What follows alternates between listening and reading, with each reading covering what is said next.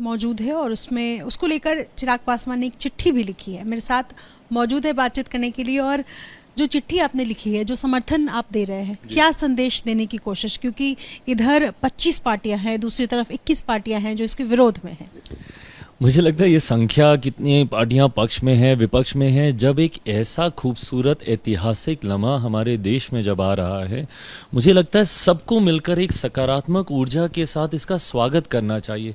ये एक बहुत बड़ा पड़ाव है हमारे देश के लिए, देश की राजनीति के लिए। आज एक भारत को एक नई संसद मिलने जा रही है और ये लंबे समय से ये मांग सबकी रही है।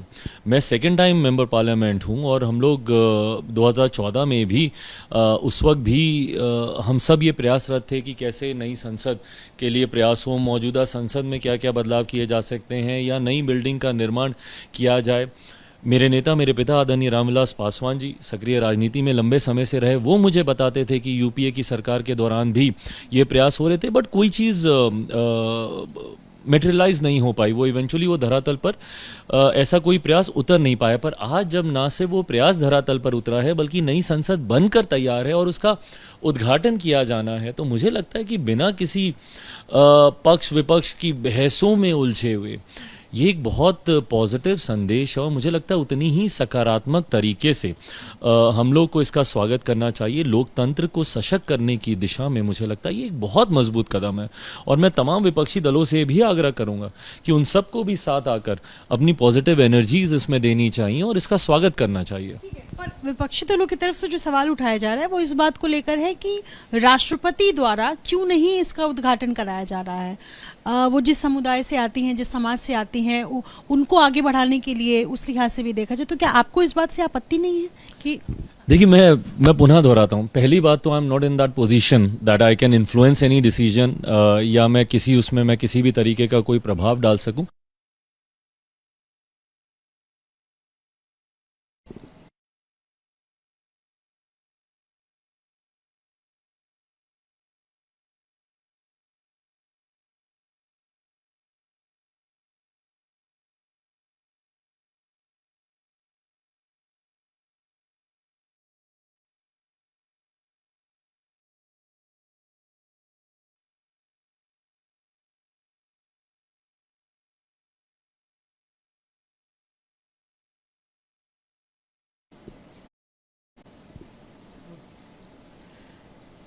नए संसद भवन के उद्घाटन और एनडीए के समर्थन में चिराग पासवान की पार्टी यानी एलजेपी रामविलास भी मौजूद है और उसमें उसको लेकर चिराग पासवान ने एक चिट्ठी भी लिखी है। मेरे साथ मौजूद है बातचीत करने के लिए। और जो चिट्ठी आपने लिखी है, जो समर्थन आप दे रहे हैं, क्या संदेश देने की कोशिश, क्योंकि इधर 25 पार्टियां हैं, दूसरी तरफ 21 पार्टियां हैं जो इसके विरोध में हैं।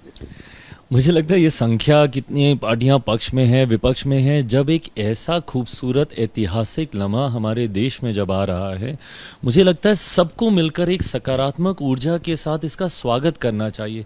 ये एक बहुत बड़ा पड़ाव है हमारे देश के लिए, देश की राजनीति के लिए। आज एक भारत को एक नई संसद मिलने जा रही है और ये लंबे समय से ये मांग सबकी रही है। मैं सेकंड टाइम मेंबर पार्लियामेंट हूँ और हम लोग 2014 में भी उस वक्त भी हम सब ये प्रयासरत थे कि कैसे नई संसद के लिए प्रयास हो, मौजूदा संसद में क्या क्या बदलाव किए जा सकते हैं या नई बिल्डिंग का निर्माण किया जाए। मेरे नेता, मेरे पिता आदरणीय रामविलास पासवान जी सक्रिय राजनीति में लंबे समय से रहे, वो मुझे बताते थे कि यूपीए की सरकार के दौरान भी ये प्रयास हो रहे थे, बट कोई चीज़ मेटेरियलाइज नहीं हो पाई। वो इवेंचुअली वो धरातल पर ऐसा कोई प्रयास उतर नहीं पाया। पर आज जब ना से वो प्रयास धरातल पर उतरा है बल्कि नई संसद बनकर तैयार है और उसका उद्घाटन किया जाना है, तो मुझे लगता है कि बिना किसी पक्ष विपक्ष की बहसों में उलझे हुए ये एक बहुत पॉजिटिव संदेश है और मुझे लगता है उतनी ही सकारात्मक तरीके से हम लोग को इसका स्वागत करना चाहिए। लोकतंत्र को सशक्त करने की दिशा में मुझे लगता है ये एक बहुत मजबूत कदम है और मैं तमाम विपक्षी दलों से भी आग्रह करूंगा कि उन सबको भी साथ आकर अपनी पॉजिटिव एनर्जीज इसमें देनी चाहिए और इसका स्वागत करना चाहिए।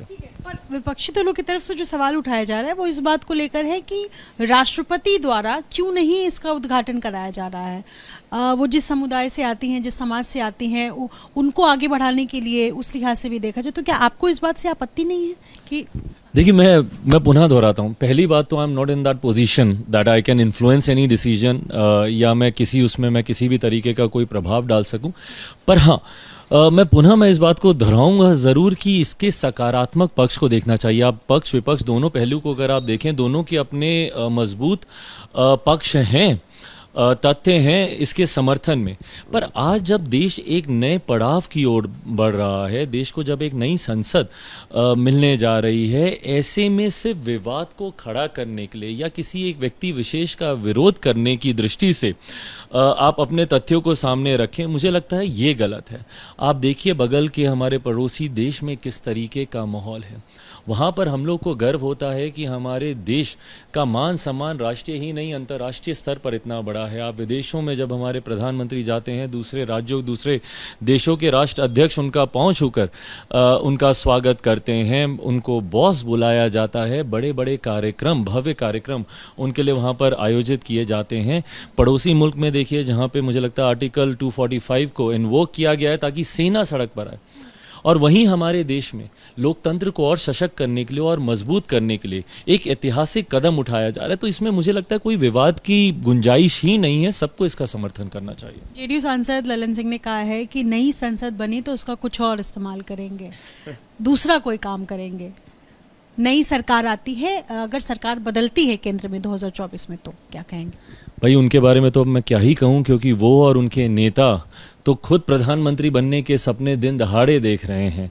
ऐसे में नई संसद को लेकर जिस तरीके से उन्होंने टिप्पणी की, मैं बार कहता हूँ कि आप व्यक्ति विशेष का विरोध करने के चक्कर में आप संस्थाओं का विरोध करने लगते हैं। भारत की संसद जहाँ पे लोगों से जुड़ी हुई नीतियाँ बनाई जाती है, किसी व्यक्ति विशेष के लिए नहीं है ये जगह, उनका कार्यालय नहीं है, या जिनका आप विरोध कर रहे हैं वो अपने पर्सनल यूज़ के लिए नहीं बना रहे। वहाँ पर देश भर के सांसद जो पूरे देश का प्रतिनिधित्व करते हैं, वो वहाँ पर आकर जनता से जुड़ी हुई योजनाओं को बनाने का काम करेंगे। और आने वाले दिनों में जब हम लोग विकसित भारत की कल्पना करते हैं, उसकी नींव में इस चीज़ को देखा जाएगा।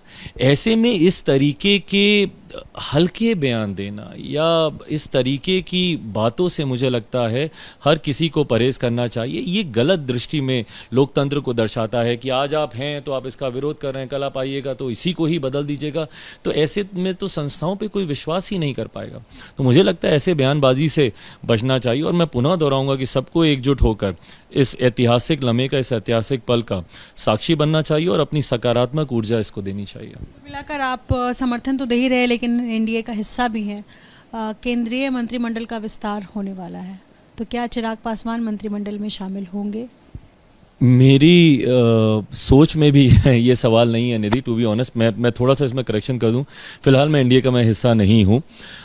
मैं प्रधानमंत्री जी का विभिन्न विषयों पर मैं समर्थन ज़रूर करता हूं, क्योंकि मैं मानता हूं कि देश को आगे लेकर जाने में उनका एक बड़ा योगदान रहा है और उनकी वो सोच प्रधानमंत्री जी की रही है।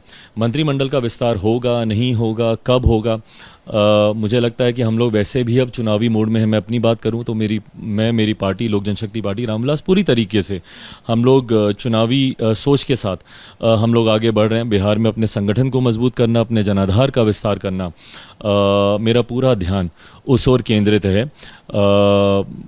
इसलिए मंत्री और या मंत्री पद पाना या ये इस तरफ कोई सोच भी नहीं है। बनना चाहेंगे, जाहिर सी बात। मैं एक ऐसे परिवार से आता हूं जहां पर मेरे नेता, मेरे पिता एक लंबे समय तक देश की राजनीति का एक अहम पक्ष बनकर वो रहे। 6 प्रधानमंत्रियों के साथ बतौर केंद्रीय मंत्री उन्होंने कार्यभार संभाला। ऐसे में मैं समझता हूं कि कितनी बड़ी जिम्मेदारी के साथ ये मंत्री पद आता है।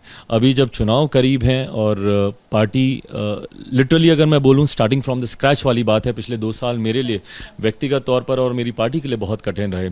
तो अभी मेरी प्राथमिकताओं में मंत्री पद नहीं होगा, संगठन और बिहार के लिए एक नए विजन के साथ, बिहार फर्स्ट, बिहारी फर्स्ट की सोच के साथ मैं आगे बढ़ रहा हूँ।